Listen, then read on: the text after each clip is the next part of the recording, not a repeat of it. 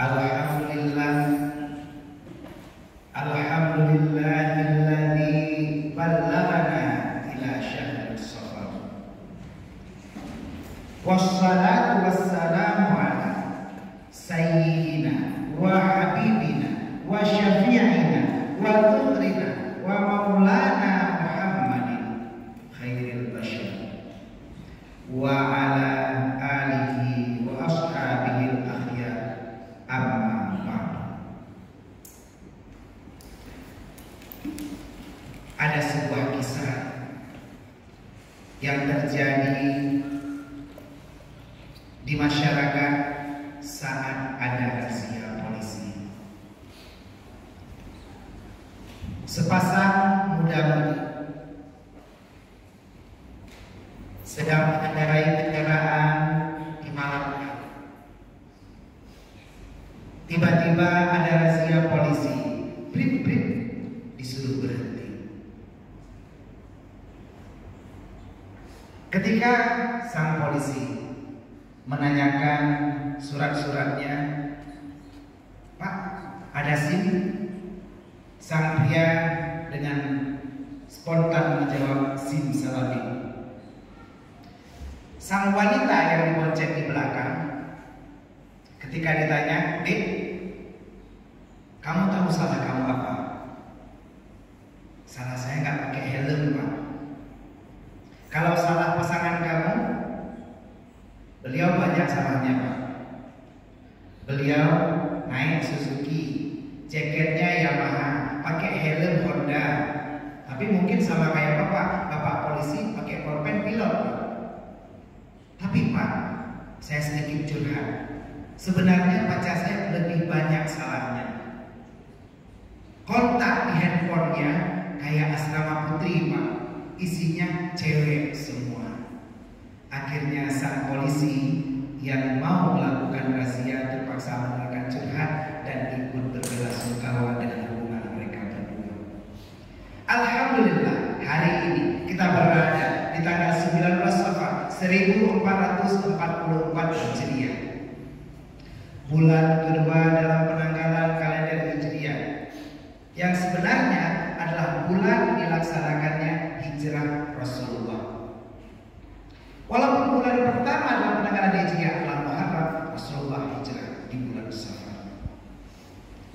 Sebentar lagi, sesaat lagi kita akan memasuki bulan-bulan kelahiran Rasulullah. Dan alhamdulillah, sifat dan uswatul hasanah dari Rasulullah inilah yang diterapkan oleh teman-teman kita, para polisi Republik Indonesia. Bapak Kapolri menerapkan program presisi yang artinya prediktif, responsibilitas, dan transparansi berkeadilan. Sehingga konsep Bapak Kapolri, Bapak Jenderal Polistio Sigit Prabowo, dapat menjadikan pelayanan kepolisian lebih terintegrasi, modern, mudah, dan cepat. Jadi kalau ada oknum yang menimbulkan kekacauan seperti Rambo, maka hal ini tidak mempengaruhi institusi. Karena Polri mengayomi masyarakat seperti Rasulullah mengayomi umat. Allah berfirman, Rasul bersabda, dan mungkin Ustaz Gunawan berkata, semoga selawat beriring salam akan selalu tercurahkan, tersajikan, dan tersanjungkan kehadiran Nabi besar Muhammad Sallallahu Alaihi Wasallam, seorang Nabi akhir zaman yang 30 tahun, bukan 30 tahun malah 30 masa, 30 dekade kenabian, beliau sudah diramalkan akan hadir, akan didoakan oleh dua nabi terbesar, yaitu Ibrahim dan Ismail. Wa in yarfa'u Ibrahimul qawa'ida minal baiti wa Ismail. Saat itu Nabi Ibrahim dan Ismail mendirikan Baitullah yang kita akan hadiri kalau kita melaksanakan perjalanan ke tanah suci. Dua nabi dari 30 keturunan sebelumnya di atas Rasulullah sudah mendoakan Rasulullah. Pun 500 tahun sebelum beliau lahir, Nabi Isa sudah memberikan kabar gembira, yakni min ba'di ismuhu Ahmad, akan setelahku, seorang nabi penutup para nabi, khatimul anbiya, yaitu Rasulullah Muhammad sallallahu alaihi wasallam. Kenapa disebut namanya Ahmad bukan Muhammad? Karena Ahmad adalah bentuk superlatif dari kata-kata Hamid. Kalau Hamid artinya orang yang terpuji karena melakukan spesialisasi satu ibadah. Ada orang yang rajin sholat Jumat saja, maka dia disebut Hamid. Ada orang yang rajin sholat tahajud saja, maka dia disebut Hamid. Kalau orang yang rajin puasa sunat saja, dia disebut Hamid. Tapi kalau dia tergabung, puasanya rajin, sholatnya rajin, ibadah yang lainnya rajin, dia disebut dengan Ahmad. Nah, inilah yang diajarkan oleh Bapak Kapolda kita yang sudah melaksanakan ini, yaitu Irjen Pol Dr. Andes Ahmad Haidar SHMM.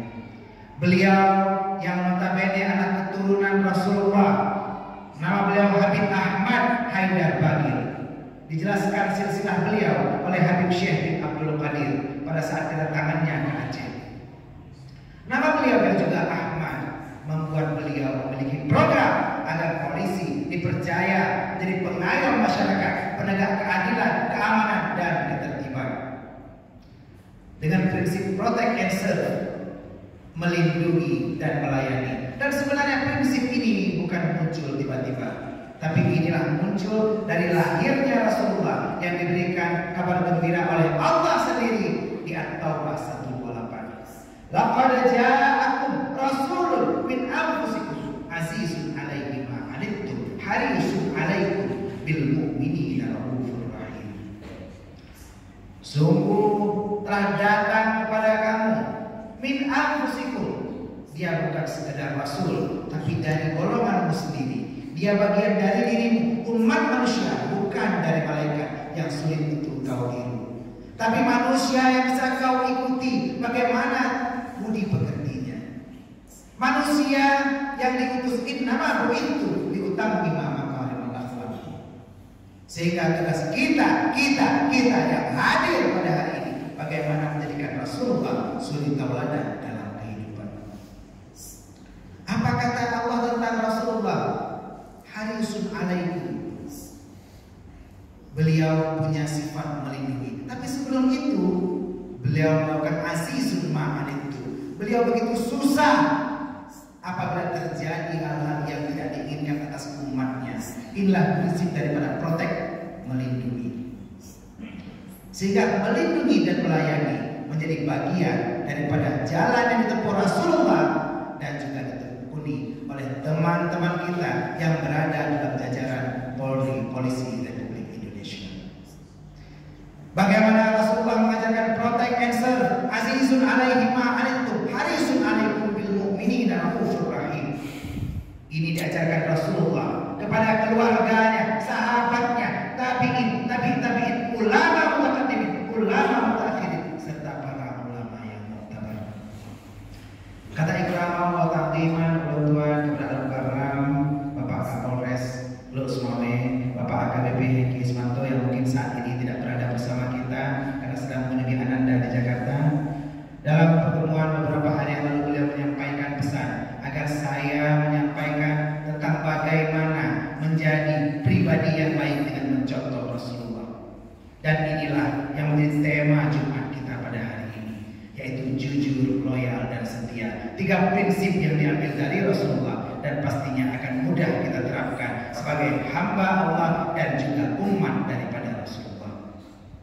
Penghormatan juga kepada Al-Mukarram Ibu Syekh Masjid Polres Abi Subhan yang hari ini sedang kena jadwal di Masjid Kutablang, kepada imam kita Tengku Jafar yang nanti akan melantunkan sholat Jumat kita dengan suara merdunya walaupun bukan berasal dari merdu.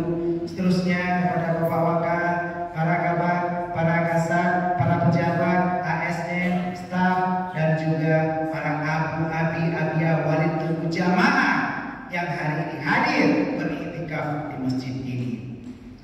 Kita lihat bagaimana kita sebagai jamaah membaur bersama polisi sebagai peranata penegakan hukum di Indonesia yang tertinggi, di mana keamanan dan ketertiban masyarakat berada di bawah naungan Polri. Peran polisi ini dalam penegakan membuat lingkungan pengadilan bertugas sebagai penyidik, mencari barang bukti dan mengambil keterangan dari saksi-saksi, baik itu dalam pencurian, narkotika, perjudian, asusila, separatis, terorisme dan pelanggaran lalu lintas. Semua dilakukan dengan tugas, tegas dan juga lugas. Dan adalah prinsip yang diajarkan oleh Rasulullah sebagai suri tauladan kita. Ma'asyiral muslimin wa zumratal mu'minin rahimakumullah. Organisasi Polri yang didirikan pada 1 Juli 1946 merupakan perpindahan atau penerus semangat pasukan Bayangkara. Bayangkan pada saat penjajahan, saat itu sudah ada tokoh Bensu Kaisar Susai yang juga menjadi pasukan berkiprah dalam perjuangan kemerdekaan. Dan semangat ini di tahun 1946, 1 tahun setelah kemerdekaan, menjadi kepolisian yang bersifat nasional. Kepolisian adalah sebuah institusi yang bertanggung jawab langsung di bawah presiden. Kalau dulu bergabung bersama ABRI, maka sekarang sudah berpindah dari PKN, Badan Kepolisian Negara, selalu berpindah menjadi Polri. Saat ini dengan 579.000 personilnya dan juga dengan anggaran 112,1 triliunnya, maka struktur jurisdiksi kepolisian nasional dengan wilayah hukum 1 Republik Indonesia berdasarkan Undang-Undang 2 tahun 2002. Mereka semua berada untuk menjaga di garis terdepan, di lini terdepan, menjaga keamanan dan ketertiban masyarakat.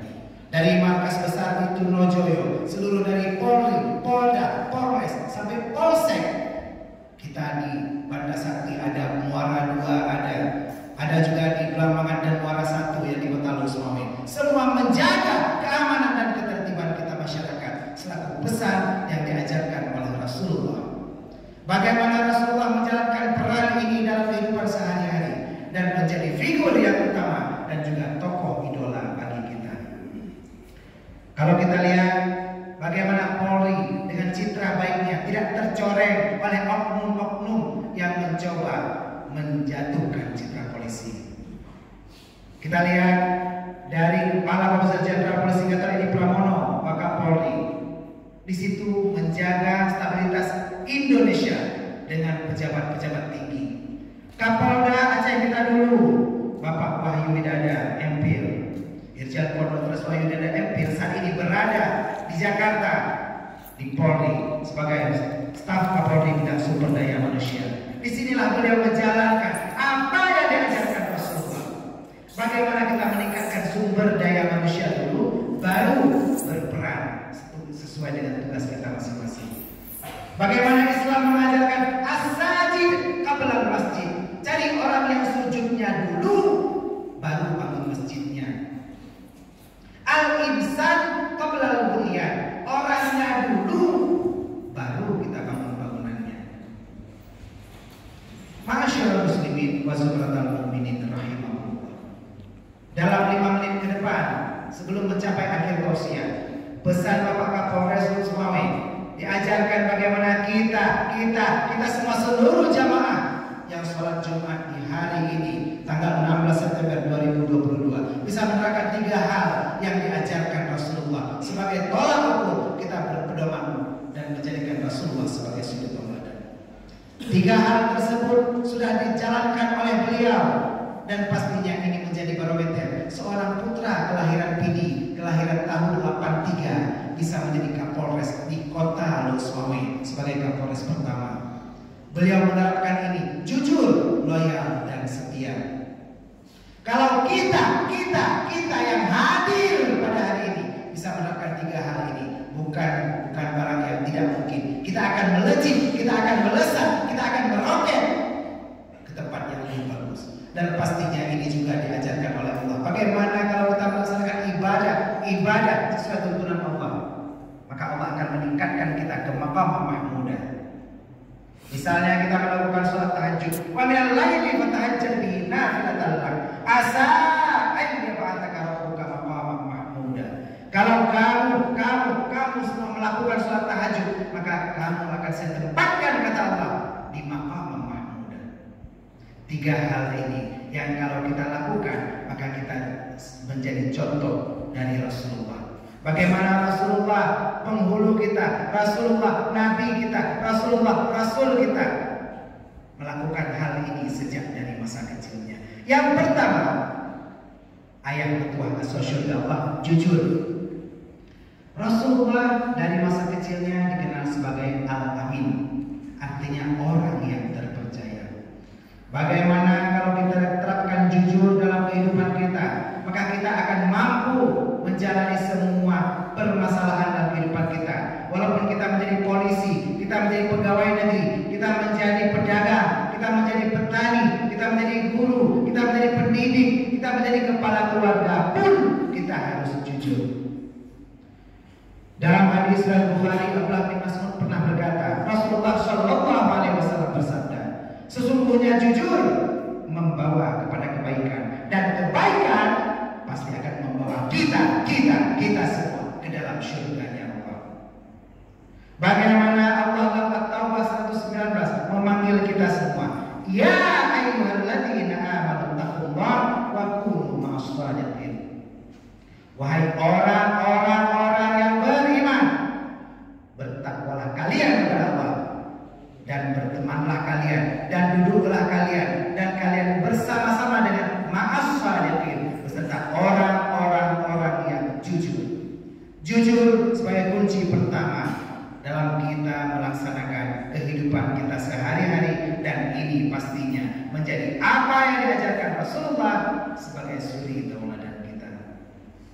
Yang kedua, adul mutuah sosial dakwah, loyalitas. Loyalitas adalah suatu bentuk ketaatan kepada pimpinan. Loyalitas atau loyal adalah sebuah sifat yang diajarkan Rasulullah kepada sahabatnya. Bagaimana saat Rasulullah berhijrah di bulan Safar, saat itu beliau panggil sahabatnya, siapa daripada kalian yang mencintaiku, kata Rasulullah. Maka para sahabatnya menunjuk tangan. Ada yang berkata cinta kepada Rasulullah, tapi Rasulullah berkata, tidaklah kalian beriman kepada Allah sampai kalian mencintaiku, loyal kepadaku lebih dari mencintai dirimu sendiri.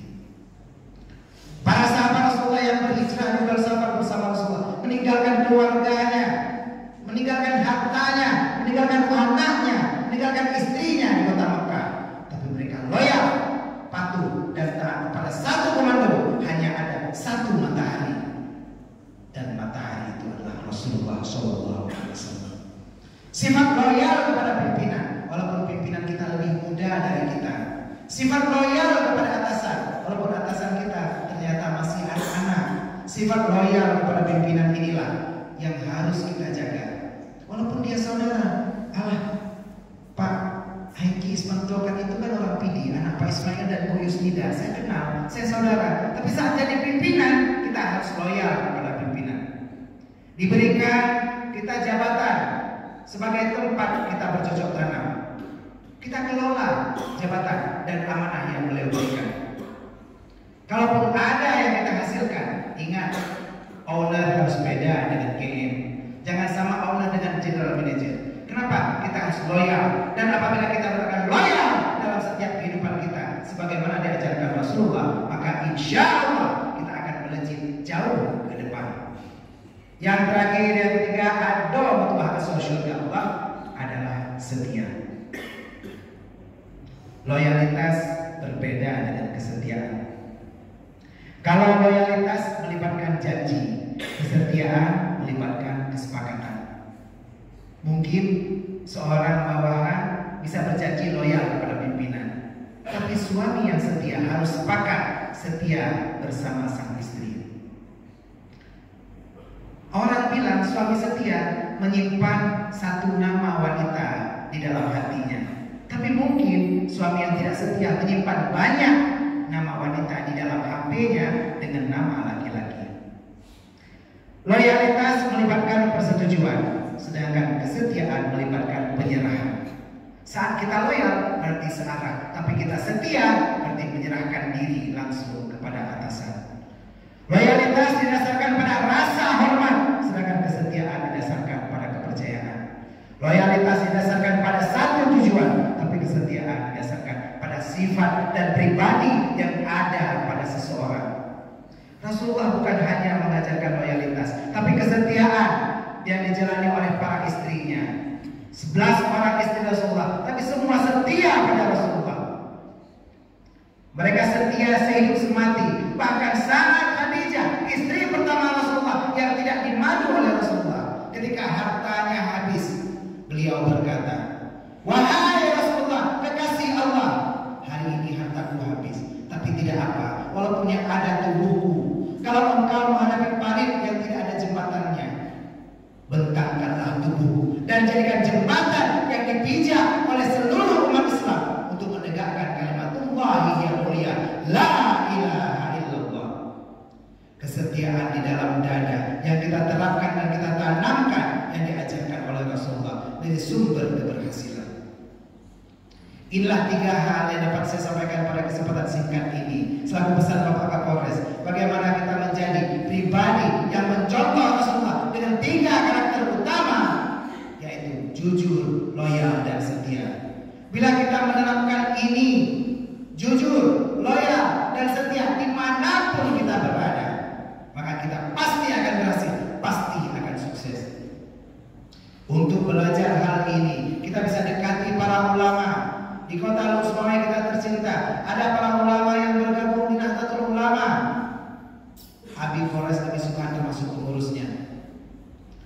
Ada ulama yang bergabung dalam Huda, himpunan ulama daerah Aceh. Mari kita belajar pada ulama. Ada ulama yang bergabung dalam Tastafi, ulama yang mengajarkan tasawuf, tauhid, dan fikih. Mari belajar pada ulama untuk membentuk 3 karakter utama, yaitu jujur, loyal, dan setia, sebagai modal kita dalam menjalani kehidupan baik dunia dan juga sukses di akhirat nantinya.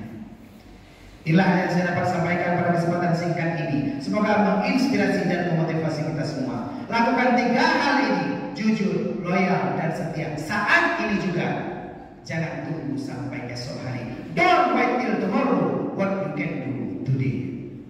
Mari kita masuki rukun 2.